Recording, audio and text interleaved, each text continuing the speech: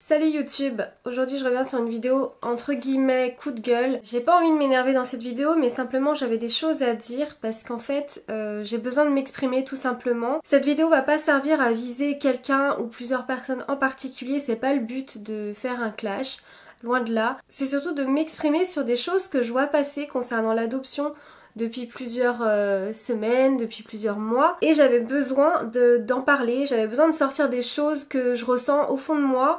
Peut-être qu'il y a des gens qui me comprendront, des adoptés, peut-être qu'il y en a qui justement vont complètement être en désaccord avec ce que je vais dire et vous avez le droit, comme j'ai le droit, de m'exprimer à ce sujet. Je dis pas que j'ai la sainte parole, c'est simplement pour exprimer un ressenti. En fait, quand je vois passer sur les réseaux beaucoup de posts, d'articles, de vidéos sur l'adoption, il y a vraiment de tout.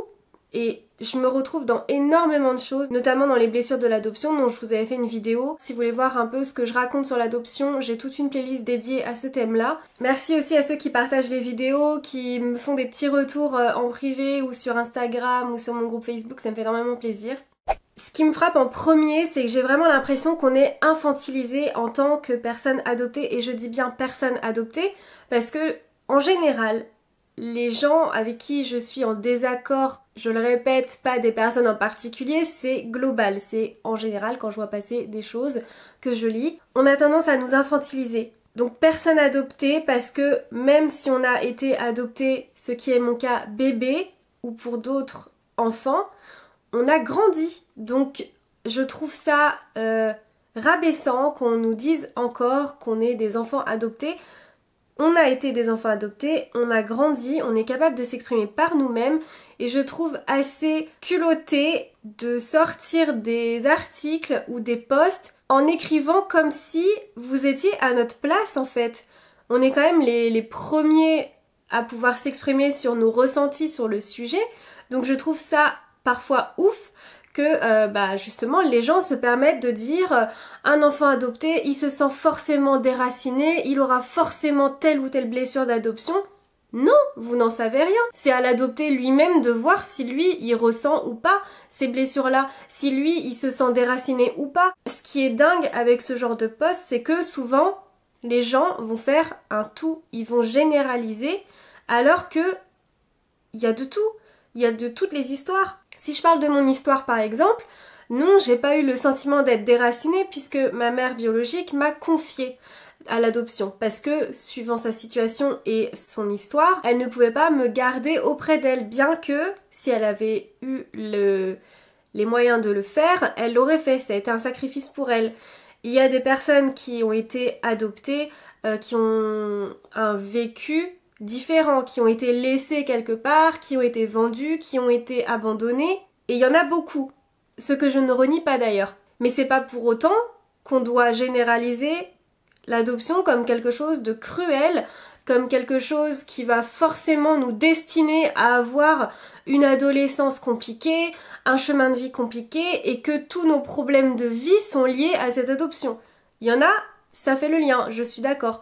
Il y en a qu'on retrouve, moi-même j'en ai parlé, mais c'est pas du fait qu'on soit adopté que forcément on va avoir cette vie-là toute notre vie. On choisit nos décisions, on choisit de combattre ou d'affronter nos peurs, nos blessures. Il y en a pour qui c'est plus compliqué et dans ces cas-là, ils ont plus facilement besoin de thérapie et ça aide.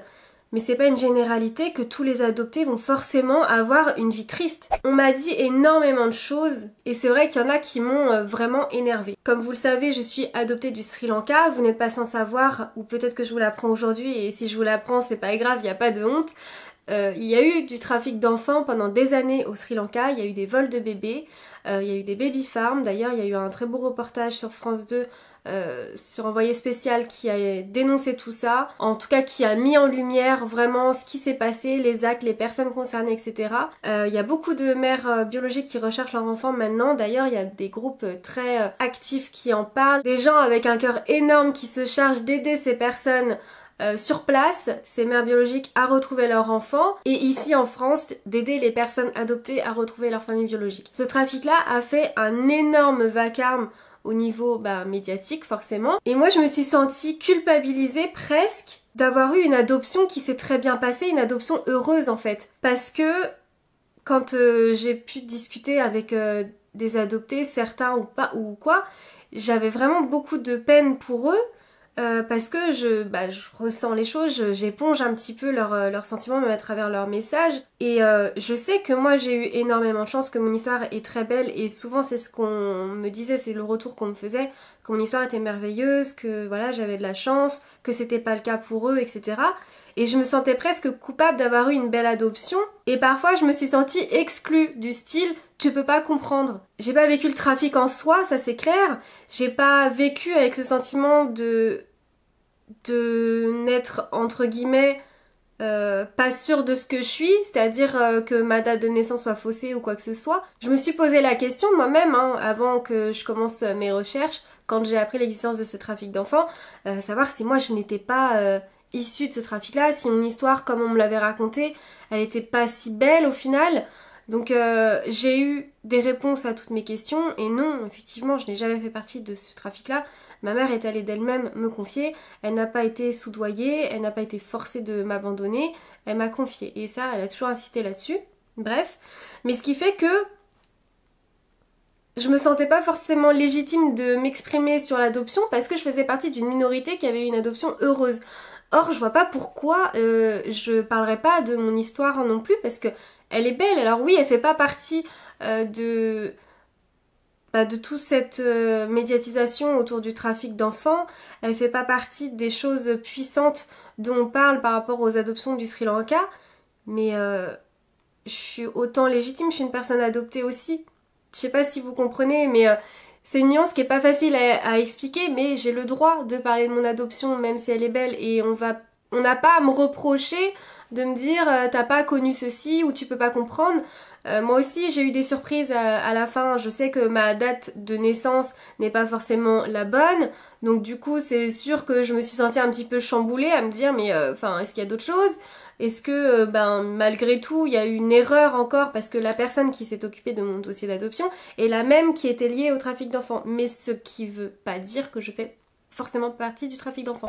On m'a quand même contré sur le fait que quand j'ai exprimé que c'était ma mère biologique qui m'avait confié d'elle-même, que je ne faisais pas partie du trafic et que j'en étais sûre puisque j'ai eu mes réponses par la suite. On a osé me dire oui mais bon elle a pu être payée pour ça ou elle te l'a pas dit. Mais pourquoi vous vous sentez obligé de salir une belle histoire? Je veux dire mon adoption elle est quand même magnifique, même si bien sûr comme je le dis, il y a eu des blessures et ça, je vous en ai parlé dans une autre vidéo, mais parce que, voilà, j'ai pas envie de tout englober. C'est beau, mais ça veut pas dire que tout est rose. Il y a eu des histoires par la suite également, donc voilà, ça remue énormément de choses. Et je trouvais ça dingue en fait qu'on essaye, parce qu'il y a eu énormément de trafic au Sri Lanka, que tout de suite, t'es adopté du Sri Lanka, donc t'es forcément issu du trafic. Ça, c'est quelque chose qui m'énerve. Je partage énormément de peine avec les personnes avec qui j'ai pu parler qui sont issus du trafic d'enfants et pour qui c'est très compliqué de se construire après cette bombe, enfin cette nouvelle, c'est sûr que ça détruit toute votre existence, ce pourquoi vous avez cherché à vous construire, c'est très difficile.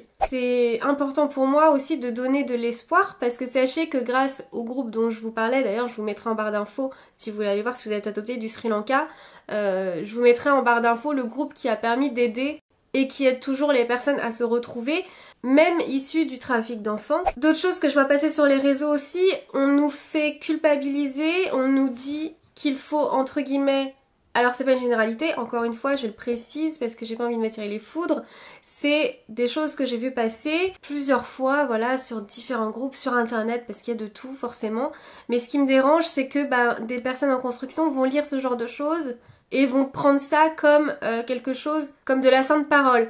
Par exemple, quand on vous dit à un moment donné, il faut choisir vos parents biologiques ou vos parents adoptifs. Il faut renier votre famille biologique parce que elle vous a abandonné. Il faut en vouloir à vos parents adoptifs parce qu'ils ont effacé votre prénom, c'est la seule chose qui vous restait de vos origines. On peut pas faire des nuances à un moment donné, c'est pas tout blanc ou tout noir. C'est un truc de fou. Je peux comprendre que des personnes qui soient avec un passif aient besoin d'avoir des attaches et que le fait d'effacer le prénom, effectivement, ça peut être quelque chose qui peut faire du mal. Parce que moi j'étais bébé, donc j'ai pas de passé. Cependant, mes parents ont quand même laissé mon prénom d'origine en deuxième prénom. Pareil pour mon frère. Et ça nous a toujours fait quelque chose En tout cas pour moi, ça a toujours été quelque chose de bénéfique. J'ai toujours eu énormément de respect pour mes parents qui m'ont toujours parlé de mon adoption, qui m'ont toujours parlé de ma mère biologique puisqu'ils ont eu l'occasion de la rencontrer.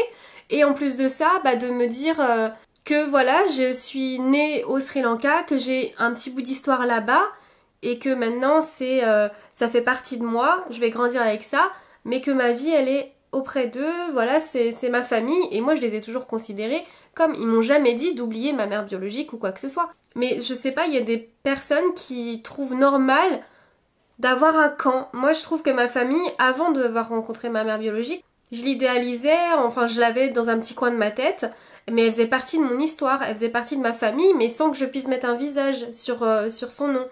C'est juste que quand j'étais petite, je savais que j'avais mes parents et ma mère biologique quelque part. Mais elle faisait quand même partie de ma famille et j'ai pas à choisir en fait. Pour moi ça s'est très bien passé, donc je trouve inconcevable de devoir dire elle t'a abandonné ou voilà, alors que j'en savais rien, j'avais pas le fin mot de l'histoire avant d'être partie au Sri Lanka. J'avais la version de mes parents, je les croyais, mais quelque part est-ce que voilà, à un moment donné on doute, est-ce qu'ils m'ont pas menti pour que j'ai une belle vie ou quoi que ce soit, que je pense pas à ces idées-là, que je me construise bien. Heureusement c'était pas le cas. Souvent quand il y a des discussions sous ces posts, c'est pas constructif en fait. C'est tout blanc ou tout noir, les personnes elles vont tout de suite aux extrêmes. Je trouve ça dingue parce que la plupart du temps, c'est dur de peser mes mots parce que je dis la plupart du temps parce que c'est pas une généralité en soi, mais souvent on a ce genre de personne virulente qui va absolument vouloir expliquer son point de vue et c'est son droit, mais qui ne va pas essayer de concevoir l'idée de l'autre et qu'elle va contrer, mais sans jamais essayer de savoir pourquoi la personne elle pense comme ça.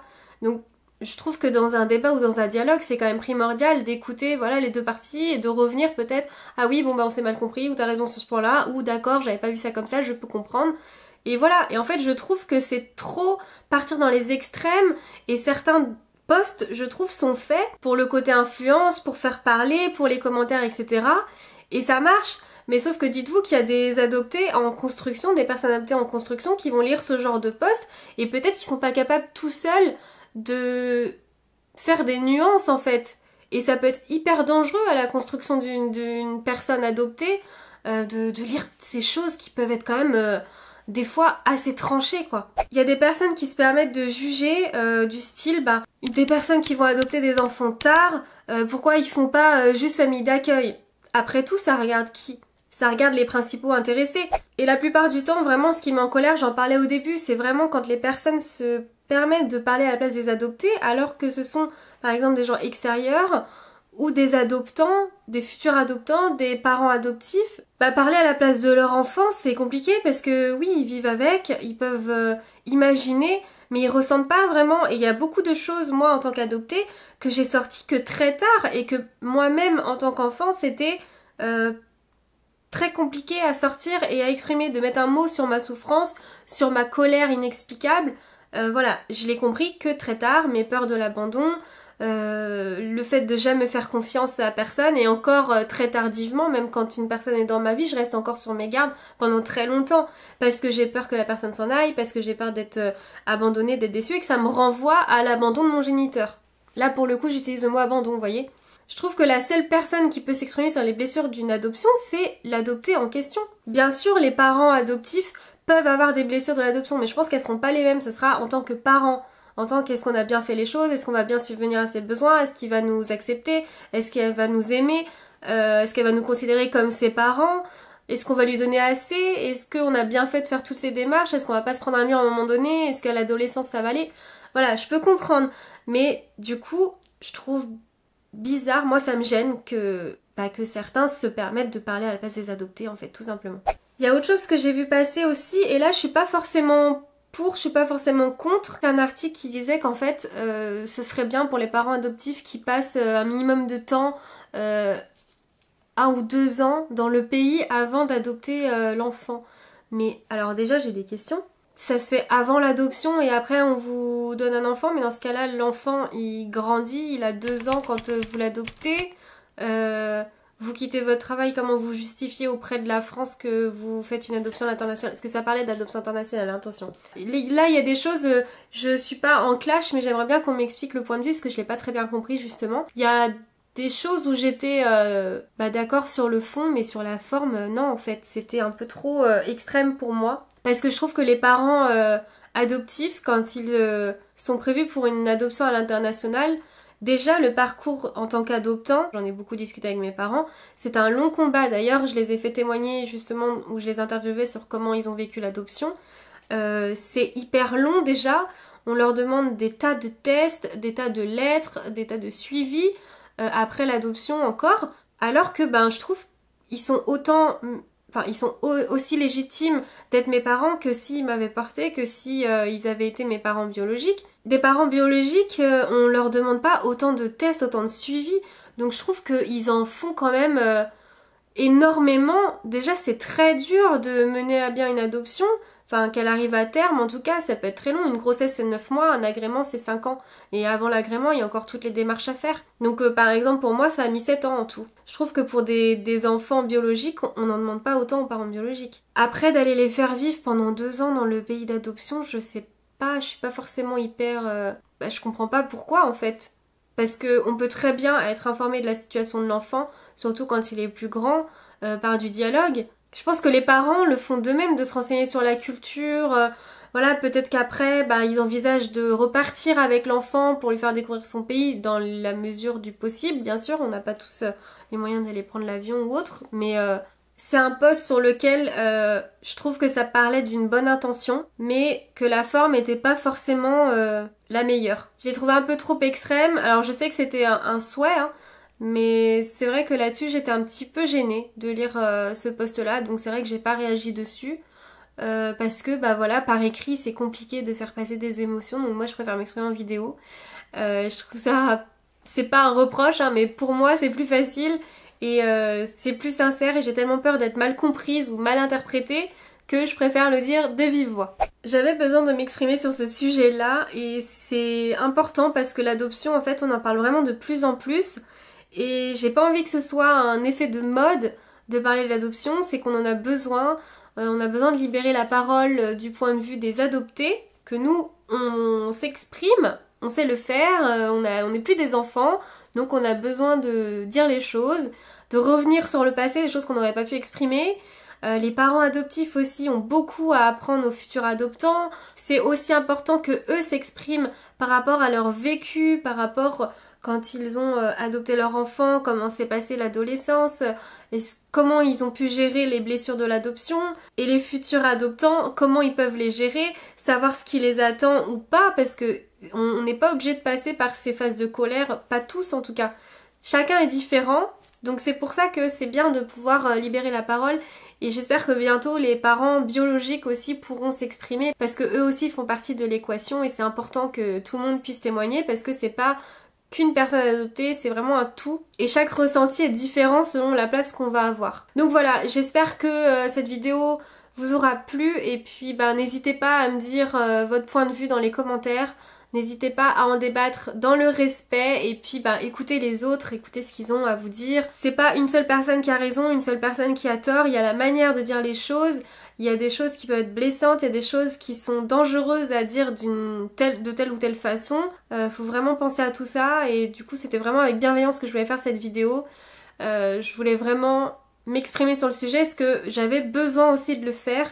Il y a énormément de posts maintenant sur l'adoption, et tant mieux. Mais comme il y a de tout, je voulais vraiment partager mon point de vue avec vous. Sur ce, je vous souhaite une bonne journée. N'hésitez pas à liker la vidéo si elle vous a plu, à la partager surtout si vous ressentez le besoin de faire comprendre ce ressenti à quelqu'un d'autre. Abonnez-vous à la chaîne pour suivre le reste de mes vidéos. Vous pouvez accéder à la playlist adoption comme je vous l'avais dit. À bientôt pour une prochaine vidéo. Bisous. Ciao.